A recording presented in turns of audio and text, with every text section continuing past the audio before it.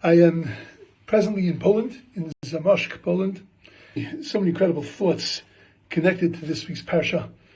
But I'll tell you that one of the experiences that we've been having is that the person that defines our tour and our schedule is very much into Shuls and going to places that far flung out of the way places where there are still existing Shuls, none of them being used. There are no Jewish communities around, but the Shuls themselves are gorgeous. Many of them reworked edifices used for museums. Some museums to the dead Jewish people. Others being used as museums.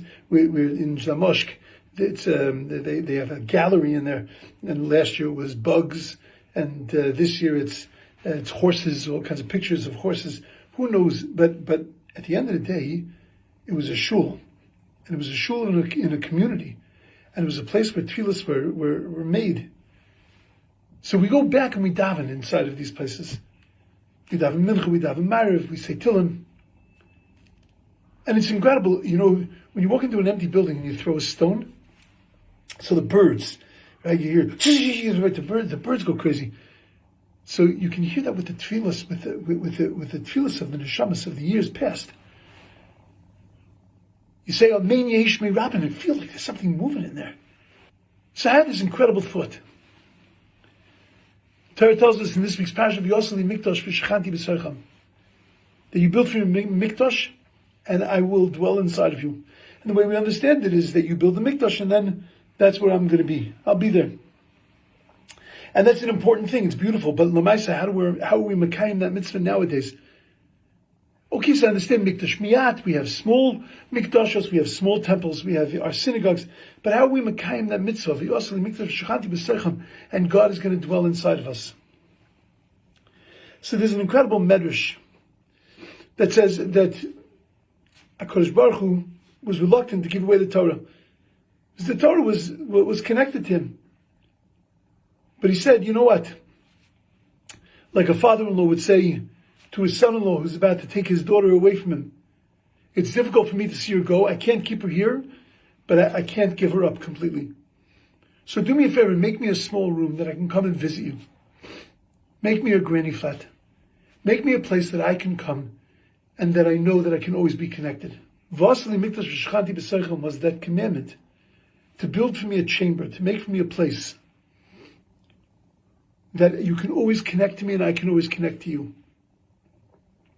That was the purpose, the ultimate purpose of the Mishkan, was to make a dira, to make a living place for God here in this earth and here in this world. Bayis echad asuli sha'adur b'seichei. Make a house that I can live in. And we did this faithfully. We did this with the Mishkan. We did this with the Beis HaMikdash. We did this with every shul everywhere in the world.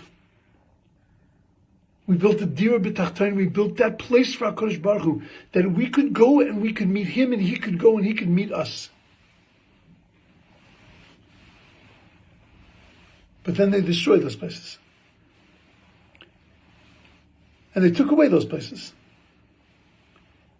And we walk into empty place, empty place, empty place. Those diros, those chambers that were made for God, that are now empty. So what's left? What's left is my heart. And what's going on inside of me. That if I turn my heart into a place that is a dira for HaKadosh Baruch Hu, Bilvavi Mishkan Evne, that I build that Mishkan inside of my heart, that I build that place where I'm on fire, where I'm feeling that connection, where I can always retreat to that feeling inside of me, and I can keep myself connected to HaKadosh Baruch Hu.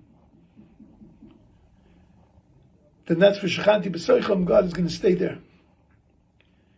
And even when they knock down my buildings, and even when they take away my mikdash, but I still have Bilvavi. I still have my heart. And maybe that's telling me V'asu li mikdash, V'yikchu li truma, that God commands us that we should take a truma V'yiklu li, take me along with the truma. Don't just give money to build a building, but take what's inside that building and put it in your heart. And we go from shul to shul. And we take from the shul. We take the tefillas of all those neshamas, the tears of all those Yiddish mamas, the tears of all those fathers. And we take all of that and we put it inside of us.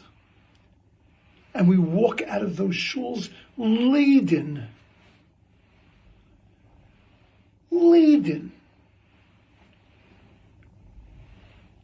with the hopes and the dreams of Jewish people. And we walk out of those shuls, v'shachanti b'seicham. One of the boys went up into the upper floor of one of these shuls that was being used as nothing. And he saw there was svarim there. So he comes down, he's excited, he said, can I take some of the svarim? You don't know who it belongs to me. It belongs to some committee. It belongs to some person. You can't just take it. I said, but you can take from this shul. You can take God away with you. You can take a feeling inside of you.